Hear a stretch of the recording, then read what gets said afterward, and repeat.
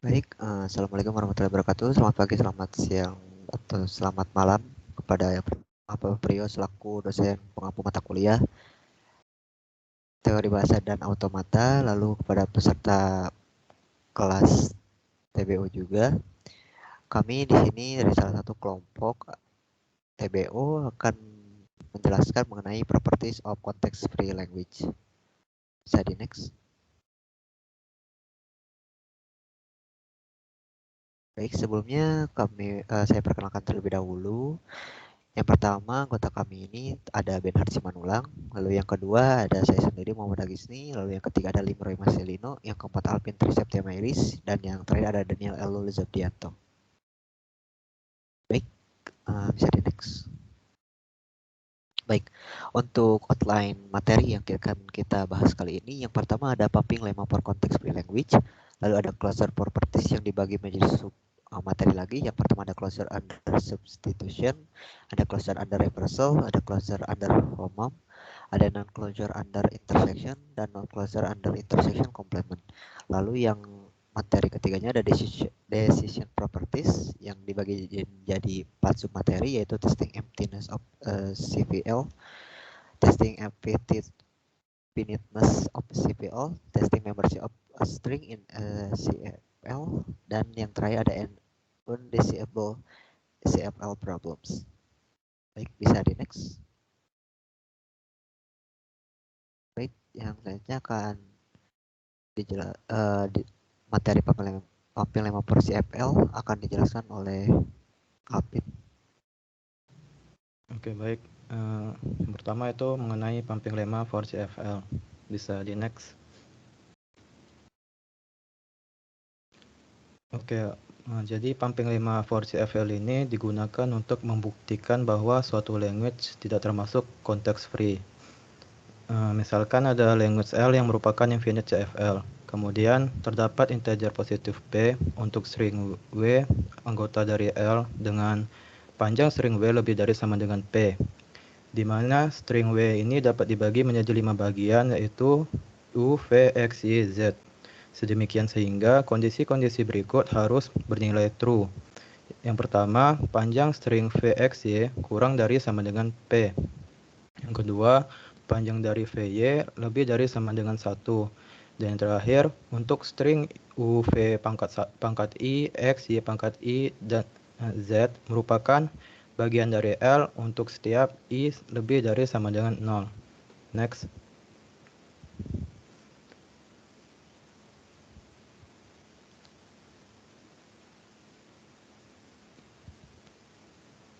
Nah, untuk pembuktian dari mana asal kondisi-kondisi sebelumnya itu bisa dibuktikan dengan sebagai berikut. Misalkan terdapat language L dengan infinite CFL, yang mana dalam language tersebut terdapat beberapa non-terminal yang terjadi perulangan pada jalur yang sama. Next. Nah, berdasarkan ilustrasi di samping, misalkan dilakukan penurunan tree dari root ke leaf, maka akan didapatkan beberapa variabel perulangan dalam penurunan tersebut, sehingga dapat dituliskan bahwa S suatu saat akan memproduksi terminal U, non-terminal A, dan terminal Z, dan dari jalur tersebut juga akan ada produksi terminal UV, terus non-terminal A dan terminal YZ, dan pada akhirnya akan memproduksi terminal UVWXYZ, di mana UVXYZ ini merupakan semua string pada terminal. Next.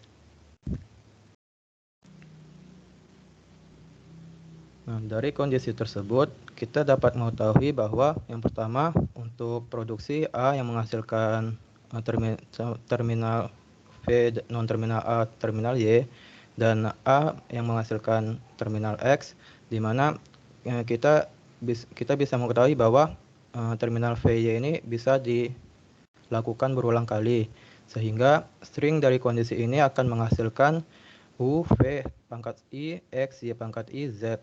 yang mana dapat dihasilkan juga, yang mana string ini dapat dihasilkan dari grammar pada language L. Yang kedua, selain pada kondisi string hasil pertama tadi, kondisi nomor satu ini juga dapat diasumsikan tidak ada variabel perulangan lagi yang dapat dilihat pada T5, di mana pada kondisi T5 sudah diproduksi terminal X dan juga akan mengakibatkan bahwa tidak ada variabel perulangan pada T3 dan T4, di mana T3 sudah memproduksi terminal V dan T4 sudah memproduksi terminal Y. Oleh karena itu, panjang dari Vx dan Y tergantung dari produksi grammar dan batasan tersendiri atau panjang dari pumping P. Atau dapat dikatakan juga panjang dari string Vxy itu kurang dari sama dengan panjang dari pumping P. Nah, terakhir, karena tidak adanya unit production dan lambda production pada CFL, maka V dan Y tidak dapat berisi empty string, sehingga panjang dari VY itu lebih dari sama dengan 1. Dari ketiga pernyataan ini, kita dapat mendapatkan kondisi-kondisi yang seperti yang sudah dijelaskan di awal. Next. Untuk contohnya, di sini kita ingin membuktikan bahwa L bukan context free. Misalkan terdapat language A pangkat N, B pangkat N, C pangkat N, di mana N lebih dari sama dengan 0. Yang pertama itu kita bisa mengasumsikan bahwa L merupakan context free. Yang kedua, kita juga bisa mengasumsikan bahwa L memiliki panjang pumping, misalkan P. Yang ketiga, mencari sebuah string S pada L yang mana S S merupakan string dari A pangkat B, B pangkat P, dan C pangkat P. Yang keempat, kita bisa memecah S menjadi 5 bagian U, V, X, Y, Z.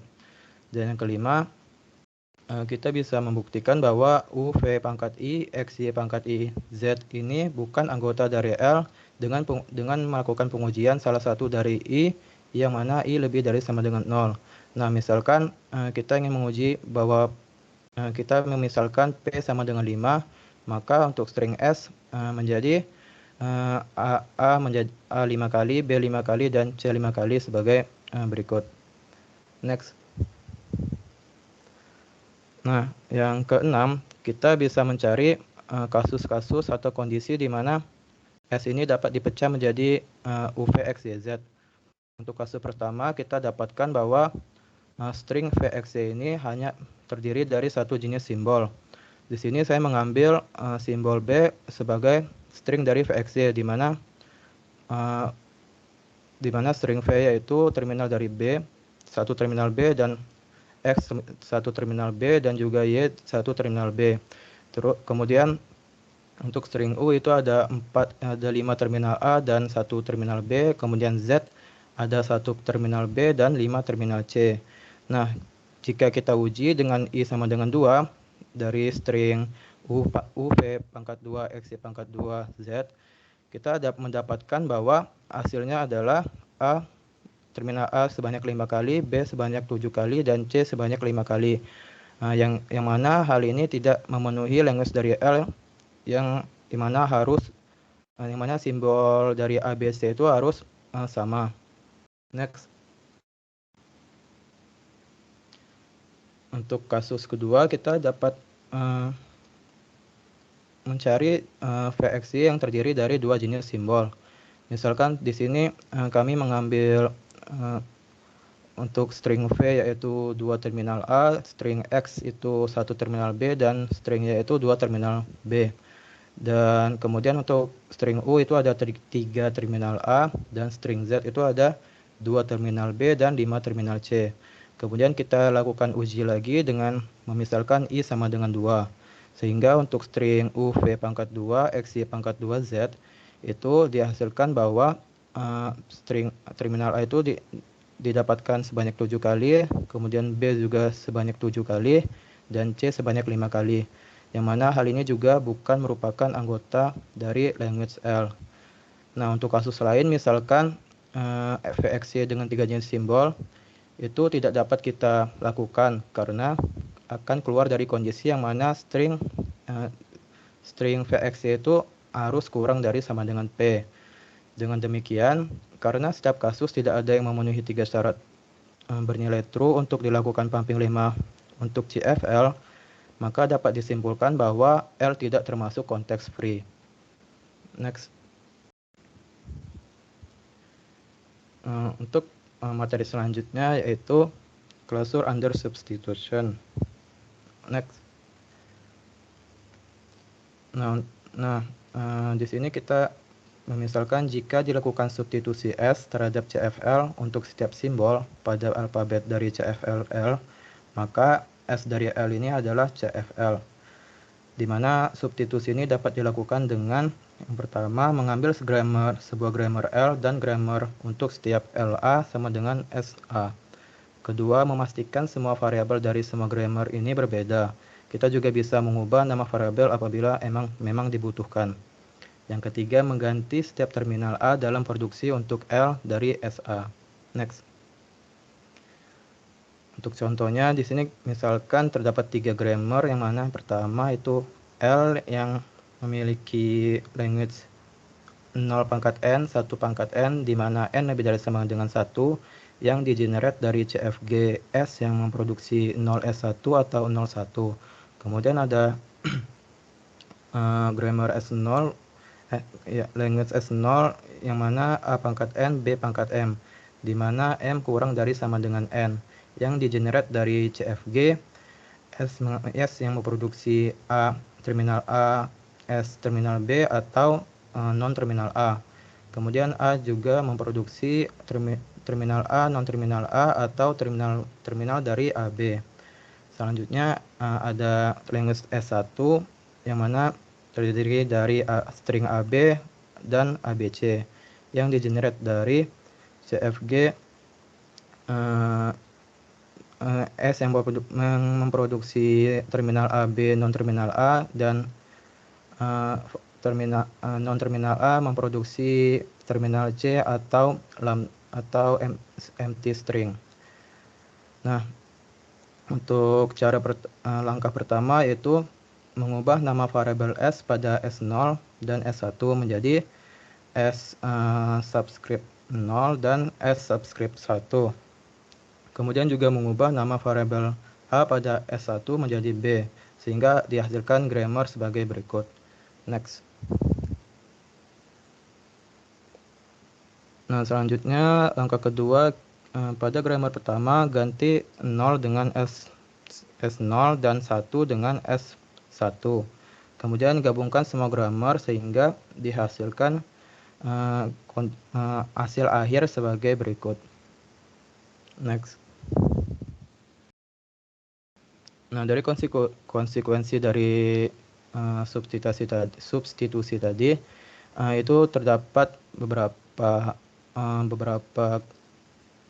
hal yaitu union, concatenation, star dan homomorphism.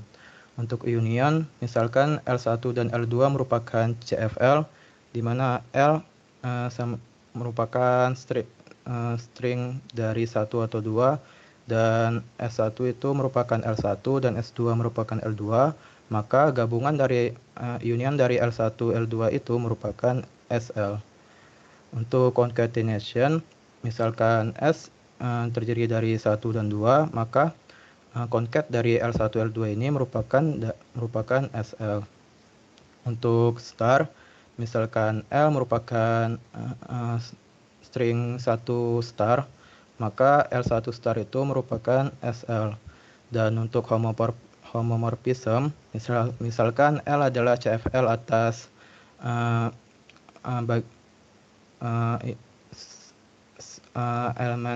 suatu elemen dan H merupakan homomorphism atas elemennya juga, diketahui bahwa S dari SA itu merupakan string dari HA, maka HL itu sama dengan SL. Next. Baik, terima kasih kepada Alvin. Untuk selanjutnya ada closure under reversal dan inverse hormone akan dijelaskan oleh Benhard. Silakan. Oke, jadi pada kesempatan kali ini saya akan coba menjelaskan secara singkat closure under reversal dan inverse hormone. Next. Yang pertama ada closure under reversal. Closure under reversal ini merupakan salah satu metode closure yang dapat digunakan pada regular language yang dihasilkan dari CFG. Bila di dalam language pada CFG, misalnya terdapat string 001 dari CFG tersebut, maka bila kita lakukan metode closure under reversal akan menjadi 110 dan dikatakan closure apabila hasil reverse-nya tadi juga merupakan regular language CFL. Bisa dilihat notasi penulisannya pada di bawah ini yang mengatakan kalau L merupakan bagian dari CFL, maka hasil reverse L juga merupakan bagian dari context free language. Next. Selanjutnya ada juga closure under inverse hormone. Closure under inverse hormone ini juga merupakan salah satu metode closure yang dapat digunakan pada regular language. Penjelasannya adalah bila terdapat language lalu dilakukan inverse pada saat language tersebut dimasukkan ke fungsi yang bisa dimisalkan adalah H, maka berbagai kemungkinan W yang merupakan suatu stringnya bila dimasukkan ke fungsi H tadi yang belum di-inverse, maka hasilnya merupakan regular language. Lalu, fungsi H di sini akan membawa suatu string ke bentuk string lainnya. Bisa diberi notasinya di bawah, yaitu terdapat suatu fungsi inverse yang dimasukkan suatu language L, maka hasilnya adalah terdapat suatu W yang bisa menjadi segala bentuk. Di sini adalah E bintang bentuknya, dan di mana kalau misalnya tersebut dimasukkan sebuah fungsi H, maka hasilnya akan terdapat pada suatu regular language. Bisa dilihat di sini H setelah akan membuat suatu string berubah bentuk dari bentuk satu menjadi bentuk lainnya. Next. Lalu terdapat konstruksi PDA yang digunakan untuk closure hormone tadi. PDA based construction membuat sebuah buffer di mana sebagai tempat menyimpan HA yang tadi sudah dibuat untuk masukkan input A-nya. Lalu membaca input dari buffer terdepan. Pada saat buffer kosong, mungkin akan terreload dengan HB, yaitu sebuah next input yang baru, atau mungkin terlanjut hingga untuk melakukan pergerakan selanjutnya. Next.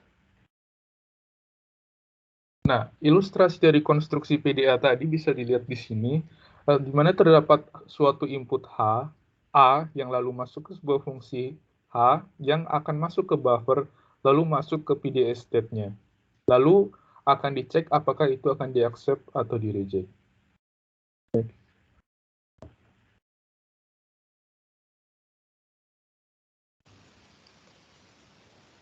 Baik, terima kasih Benhard atas materi yang tadi. Untuk selanjutnya ada non-closure properties dari CFL akan dijelaskan oleh Roy. Silakan. Baik, kemudian saya akan menjelaskan mengenai non-closure properties dari CFL. Ini ada dua jenis. Yang pertama ada property intersection dan juga complement. Intersection ini merupakan untuk penjelasannya untuk intersection, teoremanya adalah setiap context free languages tidak tertutup atas intersection. Bila dua buah CFL diinterseksi, maka language hasil interseksi tidak selalu CFL. Berikut untuk proof-nya, buktinya. Pertama, buat sebuah L1 dengan bentuknya adalah AM, BM, CN dengan M, N lebih dari sama dengan 0, dan L2 sama dengan AM, BN, CN dengan M, N lebih dari sama dengan 0. Kedua language ini merupakan CFL karena memiliki grammar yang berbentuk Chomsky normal form. Seperti berikut, dapat dilihat. Nah, apabila kedua language ini dilakukan interseksi, maka dapat ditemukan salah satu interseksinya yaitu AN, BN, CN dengan panjang N lebih dari sama dengan 0. L1 interseksi L2 merupakan contoh yang digunakan dalam pumping lemma for CFL tadi yang dijelaskan oleh Alvin, di mana terbukti bahwa L1 interseksi L2 bukanlah CFL. Maka karena terdapat kasus di mana hasil interseksi dua CFL bukan merupakan CFL, maka terbukti bahwa CFL tidak tertutup atas interseksi. Satu bukti ini merupakan satu interseksi L2 ini. Kemudian yang kedua adalah non-closure under complement. Teoremanya adalah context-free language tidak tertutup atas komplement. Bila sebuah CFL dikomplement, maka language hasil komplement tidak selalu CFL. Untuk proofnya, buktinya adalah sebagai berikut. Ini menggunakan L1 interseksi L2 yang tadi, yaitu AN, BN, CN, dengan N lebih dari sama dengan 0. Language ini sudah dibuktikan bahwa bukan CFL. L1 interseksi L2 juga dapat diperoleh dengan menggunakan De Morgan Law, yaitu dengan menggunakan komplement dari L1 komplement union komplement L2 dikomplementkan. Ini merupakan De Morgan Law. Nah, apabila kita sudah mengetahui bahwa CFL tertutup atas union, apabila CFL juga tertutup atas komplement, maka seharusnya CFL juga tertutup atas interseksi karena adanya De Morgan's Law. Namun karena sudah terbukti bahwa CFL tidak tertutup atas interseksi, maka CFL juga tidak tertutup atas komplement. Baik, terima kasih atas materinya Roy. Untuk selanjutnya ada materi testing emptiness yang akan dijelaskan oleh Daniel. Silakan.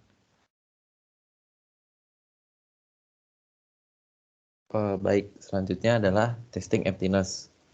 Nah, testing emptiness itu dapat dijelaskan jika grammar tersebut itu tidak bisa menghasilkan string apapun. Nah, itu bisa disebut dengan empty language. Nah, cara gampangnya adalah jika start symbol itu tidak menghasilkan string, nah itu hasilnya pasti akan menjadi empty language. Next.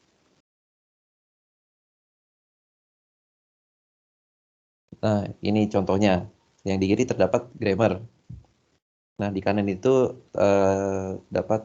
grammar dapat ditulis dengan seperti itu, dengan dimasukkan string. Nah, karena di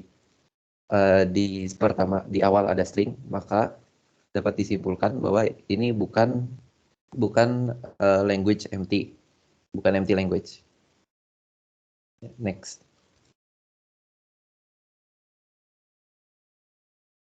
Kemudian ada testing finiteness. Nah, caranya ada 2 step. Yang pertama itu menyederhanakan grammar dengan cara mengeliminasi produksi himpunan, kemudian atau mengeliminasi produksi unit, atau mengeliminasi produksi yang tak berguna. Terus kemudian bisa setelah disederhanakan dapat digambar graf ke setiap variabel berdasarkan grammar yang ada. Nah, jika sudah terdapat graf, maka akan didapatkan 2 kasus. Yang pertama itu adalah graf yang mempunyai cycle. Nah, itu maka language tersebut adalah infinite. Dan kemudian yang tidak terdapat cycle, maka language tersebut finite. Next.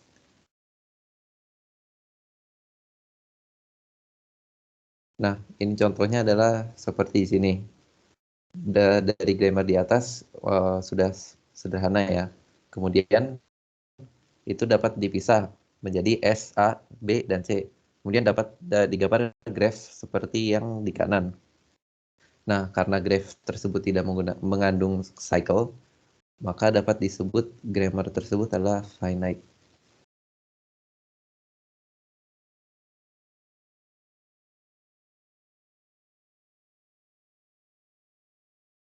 Yang baik, terima kasih atas penjelasan dari materi sebelumnya untuk Daniel. Yang selanjutnya akan dijelaskan oleh saya sendiri. Yang pertama ini ada testing membership. Nah, untuk testing membership dari CFL sendiri ini terdapat algoritma untuk menentukannya, di mana algoritma tersebut itu biasa disebut dynamic programming atau CX algorithm.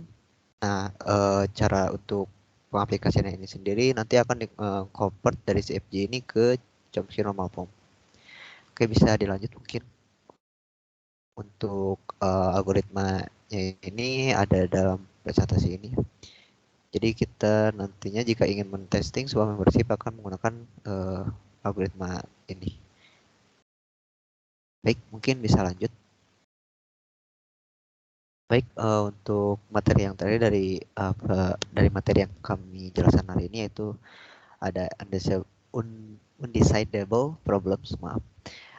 Untuk artinya sendiri intinya itu jadi undecidable problems ini yaitu sebuah masalah yang tidak dapat dibuat algoritma yang dapat menjawab masalah tersebut dengan benar dalam waktu yang terbatas gitu. Jadi masalah ini nantinya mungkin sebagian itu dapat diputuskan atau sebagian juga tidak akan pernah dapat diputuskan. Jadi yang artinya di mana masalah ini akan membawa kondisi ke mesin Turingnya sendiri dalam infinite loop yang bahkan dapat tanpa memberikan jawaban sama sekali dari Turing mesinnya tersebut. Mungkin bisa dilanjut. Nah, mungkin dari undecidable problem sendiri nantinya ada pertanyaan bahwa apakah dari CFG-nya sendiri akan menghasilkan semua string. Nah, untuk masalah itu karena CFG-nya ini sendiri nantinya akan menghasilkan string terbatas sehingga tidak akan pernah mencapai string terakhir sehingga tidak dapat diputuskan. Yang kedua, apakah CFG L dan M itu setara atau sama? Yang ini juga tidak dapat ditentukan karena tidak dapat ditentukan dari semua string CFG-nya itu sendiri sehingga dapat diprediksi bahwa dua CFG itu bisa sama atau tidak. Lalu yang ketiga itu masalah ambiguitas dari CFG-nya sendiri. Karena tidak adanya algoritma yang dapat menentukan ambiguitas dari CFG-nya sendiri, maka kita hanya dapat menentukan apakah ada string tertentu dari sebuah CFL yang menghasilkan dua pohon parsing yang berbeda. Yang dimana jika ada, maka CFL tersebut berupa ambigu itu. Nah, yang keempat ini, apakah memungkinkan untuk mengubah CFG ambigu yang diberikan menjadi CFL non-ambigu yang sesuai. Nah, untuk masalah ini juga masih berupa masalah yang tidak dapat diputuskan karena tidak ada algoritma yang pasti untuk mengkonversi CFL yang ambigu ke CFL yang tidak ambigu. Lalu masalah terakhir, apakah terdapat language learning di mana itu berupa regular. Nah, untuk masalah ini juga sama tidak dapat diputuskan karena kita tidak dapat menemukan dari aturan produksi CFL itu sendiri apakah reguler atau tidak. Oke, mungkin itu untuk beberapa masalah yang terkait undecidable problems. Dan itu sekaligus menutup materi yang kami jelaskan hari ini mengenai properties CFL tadi. Mungkin seperti itu dari penjelasan dari kami. Terima kasih atas perhatian dari teman-teman yang telah menonton video ini. Kami mohon maaf apabila ada kekurangan atau kesalahan dalam penyampaian materi pada video kali ini. Sekali lagi terima kasih. Kami pamit undur diri. Wassalamualaikum warahmatullahi wabarakatuh.